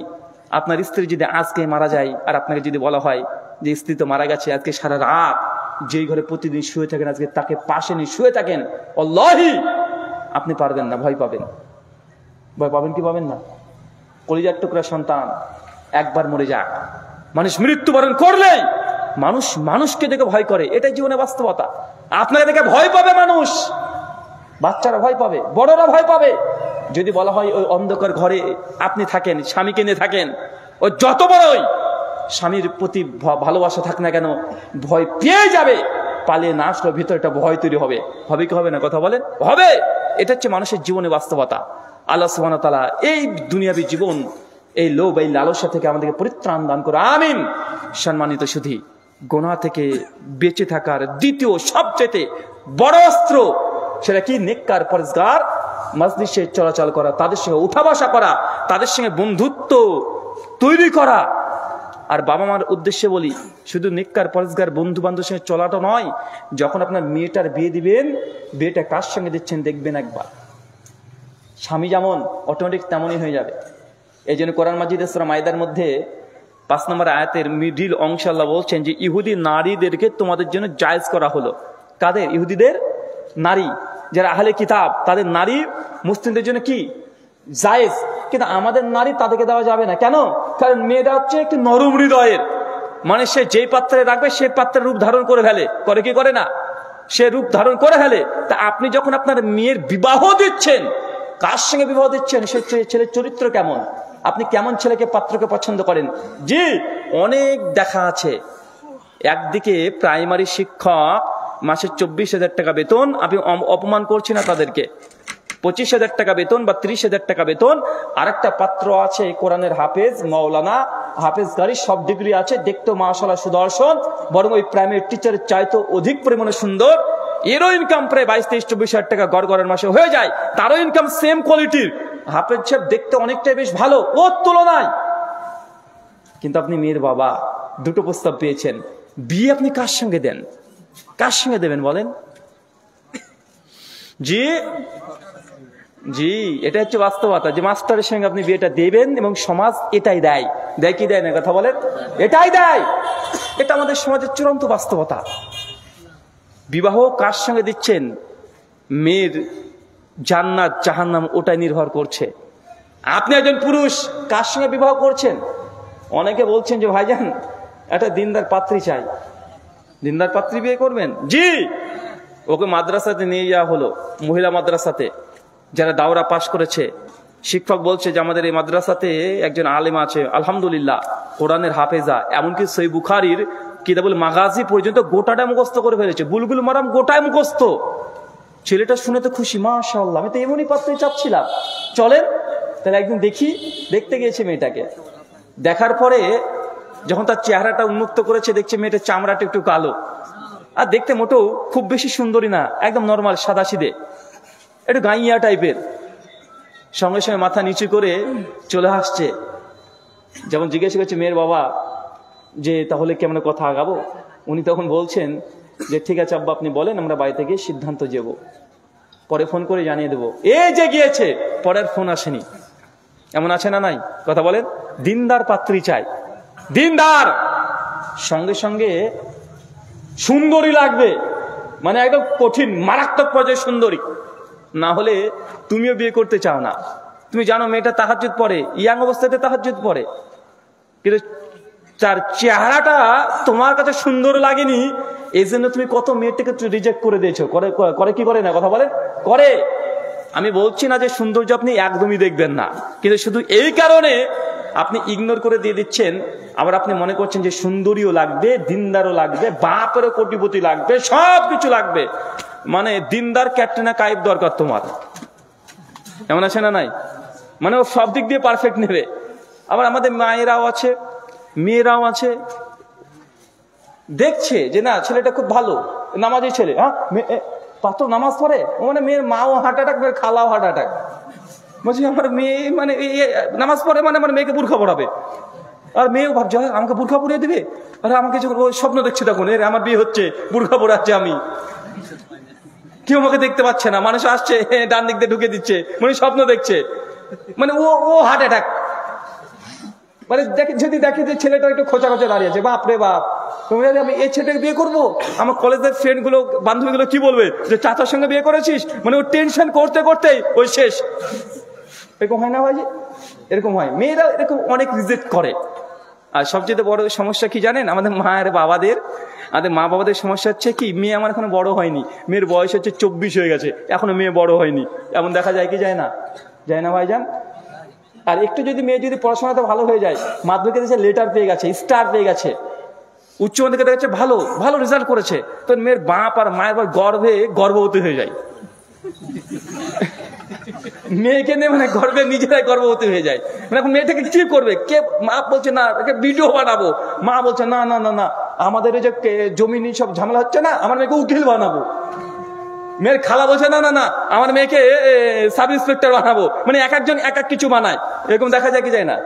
জি শেখ, বারাকাল্লাহ ফিক। তো ওকে ওকে ওকে। তো মানে আমাদের সমাজে বর্তমান প্রেক্ষাপটে এটা দেখা যায়, যায় না ভাইজান? তো মেয়েটাকে বলছি, মানে তখন বাপ মার একটা স্বপ্ন শুরু হয়ে যায় যে মেয়েটাকে কিছু তৈরি করব, মেয়ে নিজের পায়ে দাঁড়াবে। কত মেয়েটা বিয়ে আসলো, কত ডাক্তার, মাস্টার, ইঞ্জিনিয়ার এইসব প্রস্তাব দেয় যে তোমার মেয়ের সঙ্গে বিয়ে দিবে না। আরে মেয়ের বয়স তো 24-25 পার হয়ে গেল, বিয়ে দিবে না? তখন মেয়ের বাপ আর মা একদম গর্ব করে বলছে না না না না, এখন বিয়ে দেবো না, না না না, এখন বিয়ে দেবো না। মেয়ে আমার পড়ছে, পড়াশোনা ভালো, আরে ও আগে নিজের পায়ে দাঁড়া। এখন মেয়েটা নিজের পায়ে দাঁড়াতে দাঁড়াতে মেয়েটার বয়স হয়ে গেছে 32।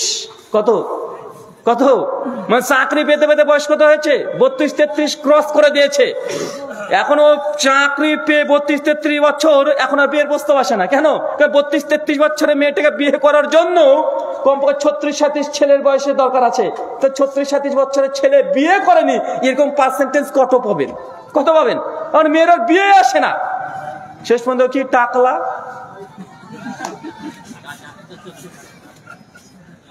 একদম মোটামুটি ধরেন 57 ইঞ্চি ভুড়ি। এখন এছাড়া কোনো উপায় নাই। যার সঙ্গে বিয়ে হচ্ছে মোটামুটি সেও ধরেন ওই পর্যায়ের, মানে এক পায়ে কবরে আর এক পায়ে কলার ছতরে, তখন উল্টে পড়ে যায়।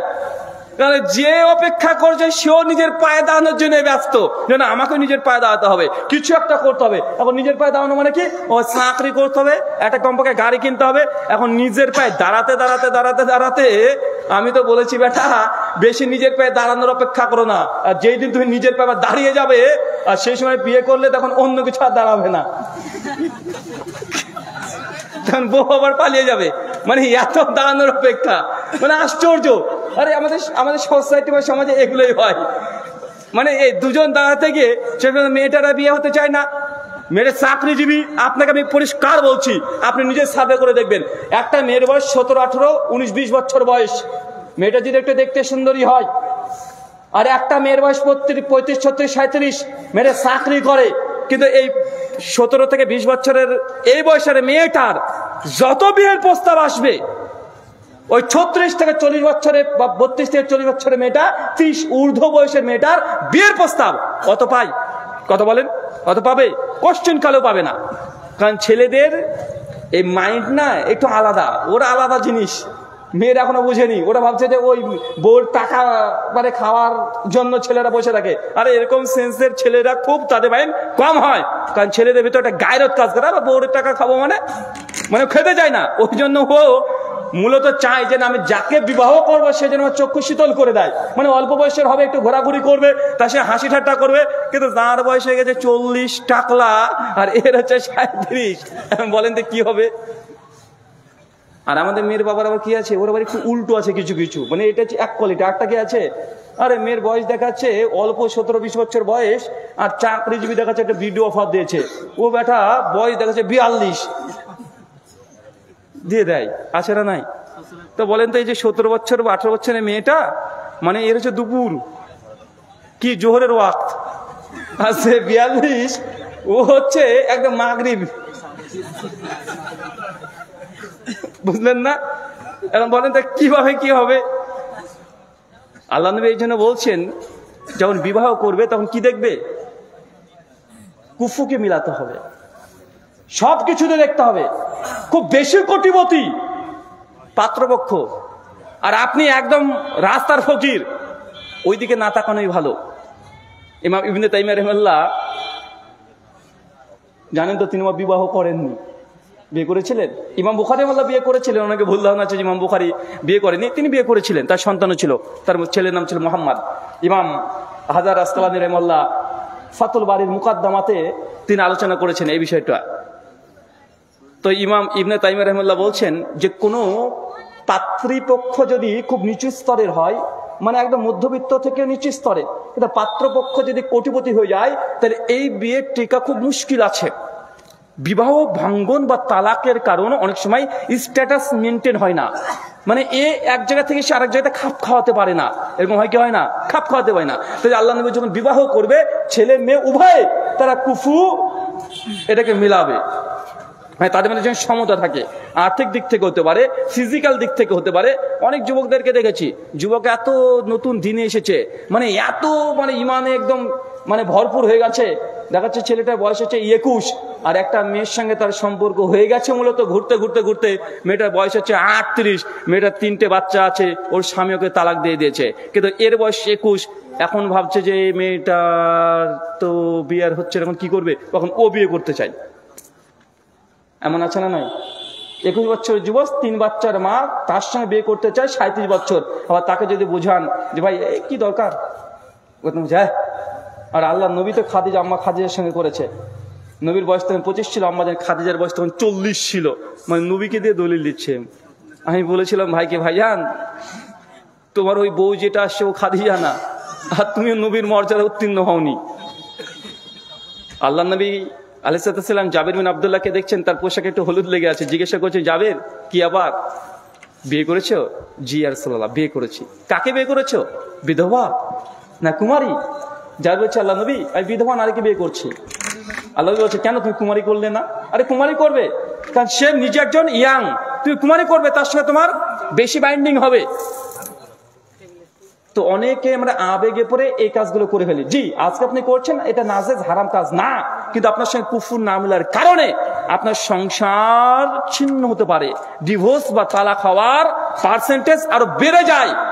তাই এরকম আবেগে কোনো হতকারিতার সিদ্ধান্ত না। ইনশাআল্লাহ বাপ মাকে বলেছি, ওই মেয়েকে আর ছেলেকে নিজের পায়ে দাঁড়াতে গিয়ে মাগরিবের ওয়াক্ত ডেকে আনেন না। কিসের ওয়াক্ত বলেন তো ভাইজান? এখন 37 বছর যদি মেয়েটার বয়স হয়, তো এই মেয়েটি প্রেগনেন্ট হওয়ার চান্স 50% কমে যায়। 30-32 ক্রস করলে মেয়েদের প্রেগনেন্সি কি 50% কমে যায়। তার বাচ্চা ধারণ করতে পারবে না, মানে পারবে না এটা নয়, 50% কমে যায়। তাদের একদম 16 থেকে শুরু হয়ে যায়, মানে একদম বিদ্যুতের গতিতে। তো এগুলো বায়োলজিক্যালি অনেকগুলো প্রবলেম হয়ে যায়। তাই এমনটা না হয়, এই দুনিয়ার বাস্তবতাকে মেনে নেন। ওই নিজের পায়ে দাঁড়াতে গিয়ে ছেলেরা, আমি আগে বলেছি যে তুমি আবার নিজের পায়ে দাঁড়ানোর চেষ্টা করো না। আরে বিয়ে করে নাও আগে, বিয়েতে বরকত আছে। কি আছে? কি আছে? কথা বলেন। দেখবেন ওই যে আপনাদের অনেক ছেলে ছিল না, খুব বদমাস, ইনকাম টিনকাম কিচ্ছু করতো না, বাপে ধরে বিয়ে দিয়ে দিয়েছে, এখন ঠিক সাইজ হয়ে গেছে, এখন ইনকাম করে। করে কি করে না? আর ইনকাম করে বউকেও পোষে, আবার বাচ্চা হয়েছে ওকেও পোষে। কেন? কারণ যতক্ষণ বিয়ে না হচ্ছে রিজিকের দরজা উন্মুক্ত আপনার জন্য হবে। কথা বলেন। আরে রিজিক তো আপনার স্ত্রীর রিজিকটা আপনার আমলে চলে আসবে। কেন? যেন স্ত্রীর দায়িত্ব আপনি নিয়ে নেবেন। আচ্ছা বাচ্চা যতক্ষণ না হয় মিড ডে মিলের খাবার দেয়? হ্যাঁ। আর মমতাও তো দেয় না, তা আল্লাহ দেবে আপনাকে? হ্যাঁ। আরে গর্বে যখন বেবি কনসেপ্ট করেছে তারপরে তো খাবার দেয়। আরে এটাই এই দুনিয়ার নিয়ম, এটা আল্লাহ সুবহানাহু ওয়া তাআলা, এটা হচ্ছে আল্লাহ সুবহানাহু ওয়া তাআলার নিয়ম, এটা ফিতরাত। যখন দেখবেন আপনার একটা মায়ের গর্ভে বাচ্চা বেবি কনসেপ্ট করেছে, সঙ্গে সঙ্গে মেয়েদের কি বন্ধ হয়? ঋতুস্রাব বন্ধ করে দেয়। কেন? আল্লাহ ওটাকে কানেকশন করে দেয়, এটা তোর খাবার। এখানে দেখেন বাচ্চা বেবি কেবল কনসেপ্ট করেছে, সঙ্গে সঙ্গে তার ঋতুস্রাব বন্ধ করে দিয়ে ওই রক্তটাকে তার জন্য খাবার তৈরি করে দেয়। এটা হচ্ছে রিজিক তার জন্য। রিজিক আপনি দেবেন নাকি? বাপ বলছে, ছেলে তুই বিয়ে করে কি করবি রে? তুই তো এখনো নিজের মানে কোন ইনকামই করতে পারিস না। আরে নিজের পায়ে এখনো দাঁড়াতে পারলি না, তো কার পায়ে দাঁড়ায়? আপনার পায়ে। বলছে নিজের পায়ে এখনো দাঁড়াতে পারে না, ও মনে করছে যে রিজিকের মালিক ওর বাপ। এরকম ধারণা আছে না ভাইজান? মিশকাত হাদিস না 5300 শেষ অংশে লম্বা হাদিসের আল্লাহ নবী বলছেন, দুটো জিনিস মানুষকে খুঁজে পারে, একটা মৃত্যু আর এটা কি? রিজিক। যতক্ষণ মানুষ তার উপার্জিত রিজিক না পাবে ততক্ষণ মৃত্যু হবে না। আপনার টেনশন কি রে ভাই? আপনার কোনো টেনশন নাই। আল্লাহ সুবহানাহু ওয়া তাআলা বুঝার তৌফিক দান করো, আমিন।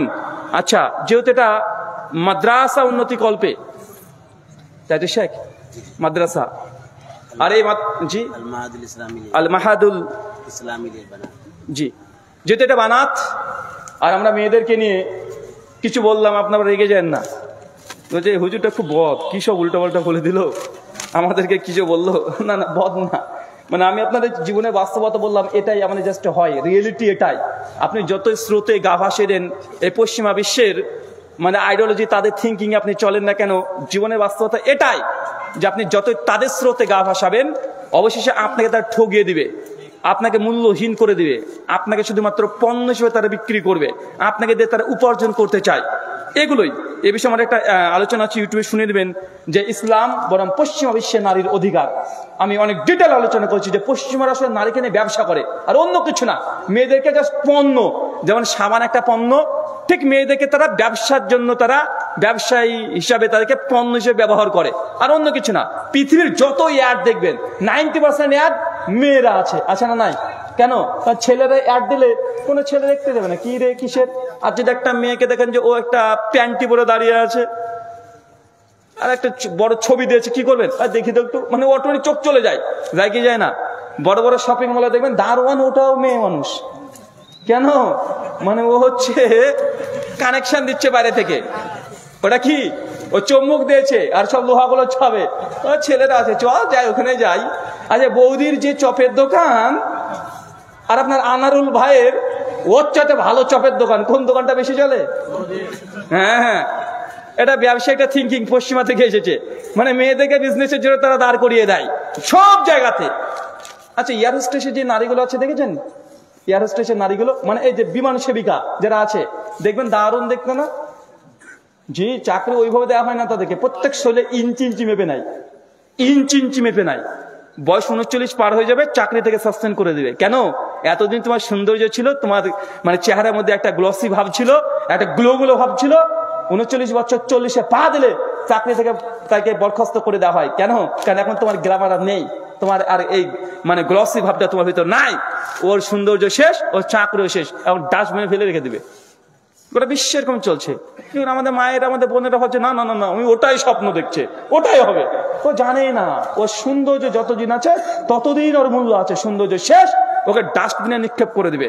আচ্ছা কোন বিমান সেবিকাকে দেখেছেন একটু নাক ভোতা, একটু ব্যাকা টেরা এরকম দেখতে? কেন? ওদের যোগ্যতা নেই? ওরা পড়াশোনাতে ভালো হয় না? হ্যাঁ, ওদের যোগ্যতা হতে পারে না? পারে, তাকে চাকরি কেন দেয় না? পশ্চিমা বিশ্ব বলছে নারীর নাকি অধিকার দিয়েছে। জি না, নারীর অধিকার নয়, সুন্দর সাদা চামড়ার অধিকার দিয়েছে তারা। তারা ফিগারের মূল্য দিয়েছে, নারীকে নয়। যারা বেশি পণ্য, যাদেরকে দিয়ে আকর্ষণ করানো যায়, পুরুষ কাস্টমার টানা যায়, তাদেরকে তারা কি দিয়েছে? সম্মান দিয়েছে না, ব্যবসায়ী পণ্য হিসেবে তারা প্রোডাক্ট হিসেবে ব্যবহার করছে। কিন্তু আমাদের মা বোনেরা ভাবছে না ওটাই নাকি আসল সম্মান, আর ইসলাম পর্দা দিয়ে ঢেকে রেখে দিয়েছে, এটা নাকি নকল। বোঝা উচিত। সম্মানিত শুধু, যেহেতু মাদ্রাসা উন্নতি কল্পে আপনাদেরকে চাকুল অনুরোধ, মাদ্রাসা আপনাদের ছেলে মেয়ে আপনারাই এখানে পড়াবেন। জ্ঞান অর্জন শিক্ষার কোনো বিকল্প নাই, এটা বারবার একাধিক আলোচনাতে শেখ মাশায়েখ তার আলোচনা করেছেন, এটা বলার দরকার নেই। বর্তমান টেকনোলজি প্রযুক্তির যুগ, এখন শিক্ষাবিহীন রাস্তাঘাটে এক সেকেন্ড চলাও খুব দুষ্কর আছে, আছে না নাই? আছে। তাই এই মাদ্রাসাকে যথাসম্ভব সর্বপ্রথম আল্লাহর দরবারে দোয়া করবেন যে আল্লাহ এই মাদ্রাসাকে তুমি কবুল করে নাও। পারবেন তো ইনশাআল্লাহ? একবার দোয়া করতে পারবেন তো? যদি ওপরে যদি কবুল হয়ে যায়, দুনিয়াতে আর হাত পাতা দরকার আছে? কথা বলেন, কোন দিক থেকে যে টাকা চলে আসবে আপনি নিজেই জানবেন না। আর দুই, আপনারা এই সৎ কাজে, নেক কাজে, তাআওয়ানু বিররি ওয়া তাকওয়া, সৎ কাজে একে অপরের সহযোগিতা করেন। সূরা মাইদার 2 নম্বর আয়াত, যে সৎ কাজে সহযোগিতা করেন, 1 টাকা দিয়ে হলেও আপনি এর সঙ্গে থাকবেন। অন্ততপক্ষে আল্লাহকে কিয়ামতের মাঠে হিসাব যখন নেবেন তখন যেন এই আমলটা আপনার পাই যে না, আপনি ইলম চর্চা কেন্দ্রে আপনি 1 টাকা হলেও দান করে শরীক হয়েছিলেন। টাকা যদি নাও থাকে, অন্তত যারা যা আশা করছে এই যে ঝোলাগুলো নিয়ে খালি হাত ব্যাগের মধ্যে রেখে দেন, আল্লাহ বলেন আল্লাহ আমার কাছে টাকা নেই, আমার কাছে টাকা নেই, পয়সা নেই। আল্লাহ যারা দান করেছে তাদের এই দানে তুমি বরকত দিয়ে দাও। পারবেন তো ইনশাআল্লাহ? পারবো না ইনশাআল্লাহ? আমি আগে বলেছি এই দুনিয়াটা একটা মৃত ছাগলের চাইতেও নিকৃষ্ট, মৃত ছাগলের চাইতেও নিকৃষ্ট আল্লাহ নবী বলেছেন। তাই দুনিয়াকে আমরা এত মূল্য না দিই। আল্লাহ সুবহানাহু ওয়া তাআলা আমাকে বাঁচা, এখান থেকে বেঁচে থাকার তৌফিক দান করো, আমিন। গুনাহ থেকে বাঁচার কয়টা উপায় বলেছি? কয়টা বলেছি বলেন? কে বললেন? 3টা। চাচা আরে বলেন না, হাত তোলেন। কয়টা বলেছি? কি রে ভাই, ঘুম আসছে নাকি? ও, বিয়ে নিয়ে টেনশনে আছেন? আর আপনাদের রাস্তা তুমি ক্লিয়ার করে দিলাম রে ভাই। ছেলের মা মেয়ের মা যারা আছে এখানে, এদের রাস্তা তো ক্লিয়ার করে দিলাম। আচ্ছা, কারা কারা বিয়ে করেননি কিন্তু করার ইচ্ছে হয় কিন্তু বলতে পারেন না? কে কে আছেন একটু হাত তোলেন তো দেখি ভাই। হ্যাঁ, কে আছে? আরে বিয়ে করার ইচ্ছে একজন। আর জাভেদ ভাই আছে, নামটাও ঘোষণা হয়ে গেল গো ক্যামেরাতে। এই রাজু, আচ্ছা ঠিকানাটা আমরা দিয়ে দিই, পাত্রী চাই। আমাদের ঠিকানা কি? এটা স্থান ডিহিগ্রাম, দক্ষিণ পাড়া, পতাকা গোল্ডেনের সামনে, औरंगाबाद মুর্শিদাবাদ। এখানে অনেকগুলো ছেলে আছে বিবাহযোগ্য, দেখতে মাশাআল্লাহ সুদর্শন, দিনদার, পরেজগার। যেসব মায়েরা মেয়ের জন্য জামাই খুঁজছেন যোগাযোগ করেন এই ঠিকানাতে। আরো সহজ করে দিলাম না? চলে আসবে ইনশাআল্লাহ। আমরা এই জন্য বলি যে অনেকে ভালো ভালো পাত্র খুঁজে বেড়ায়, যে ভালো পাত্র কোথায় পাবো। আমরা কতবার বললাম যে ফজরের সময়তে মসজিদে চলে যাবেন, সব ভালো মানুষগুলো ওখানে পাবেন। আরে ভাই কেউই যায় না। আমার মেয়ের মা বাপ ছয় চায়, ভালো পাত্র চায়, ভালো পাত্র চায়। আরে ভালো পাত্র কোথায় পাবেন? সিনেমা হলে কোথায় পাবেন? আরে ফজরে যেসব তরুণ যুবকরা নামাজ পড়ে ভাই, তাদের চাইতে দুনিয়াতে ভালো কোনো পুরুষ হতে পারে? কথা বলেন না। কিন্তু বাপ মা তো চায় না। আর মেয়ে তো যদি শুনে যে বলেছে আগে একটু দাড়ি যদি খোঁচা খোঁচা দেখে, আর যদি শুনে যে ছেলে 5 ওয়াক্ত নামাজ পড়ে, মেয়ের মাও হার্ট অ্যাটাক, ও খালাও হার্ট অ্যাটাক করে। আরে মেয়ে তো ভাবে, স্বপ্ন দেখে ও মানে সারাদিন ঘরের মধ্যে থাকে। আমি মানে আমাকে ব্যানার শেষ দেয়নি, আমার ব্যাগের মধ্যে বুরখা পরে দিয়েছে, আর আমি বসে আছি, ছবি তুলতে দিচ্ছে না কাউকে। মানে ও এই নিয়ে টেনশন করে। আল্লাহ সুবহানাহু ওয়া তাআলা মায়েদেরকে বোনেদেরকে তুমি হেদায়েতে কামেলা দান করো, আমিন। আমাদের মধ্যে যেসব যুবক তরুণ ভাই এখনো বিয়ে করতে পারেনি, আল্লাহ সুবহানাহু ওয়া তাআলা আগামী বছর যেন তারা কোলে করে একটা সন্তান সহ আসতে পারে, তুই সেই ব্যবস্থা করে। সবাই বলি আমিন। চাচা দেখে নিয়েছি, আপনি আমিন বলেছেন। এই দুয়াই, এই দুয়াই তো জি, আপনি তো মানে মনের খবর বেশ ভালোই রাখেন। চাচারা এই দুই আমিন বলিয়েন না, খবর আছে। এই বয়সে যদি আমিন বলেন, একটা চাচি চলে আসবে আর কোলে একটা করে সন্তান হয়ে যাবে। এই দুই না আমিন বলি। আল্লাহ সুবহানাহু ওয়া তাআলা আমরা যারা প্রকাশ্যে এবং গোপনে গুনাহ করেছি, আমাদের গুনাহ সমস্ত ক্ষমা করে দাও, আমিন। আমাদের মধ্যে যারা অসুস্থ আছে, আল্লাহ সুবহানাহু ওয়া তাআলা তুমি শাফি, তুমি সুস্থতা দানকারী, আমাদের প্রত্যেককে সুস্থতা দান করো, আমিন। এই বলে আজকের মতো আলোচনা শেষ করলাম। ওমা আলাইনা ইল্লাল বালাগ। সুবহানাকাল্লাহুম্মা ওয়া বিহামদিক ওয়া আশহাদু আল্লা ইলাহা ইল্লা আনতা আস্তাগফিরুকা ওয়া আতুবু ইলাইক। ভাই কিরে ভাই, চলে যাচ্ছেন কেন? আপনার টাকা দেবেন না? একটু দুটা কথা বলবো। জি, মাশাআল্লাহ, খুব গুরুত্বপূর্ণ বক্তব্য হলো, আকর্ষণীয় বক্তব্য হলো। বক্তব্যের দিকে সে আমি একটু একটা ঘটনার দিকে ইঙ্গিত করব।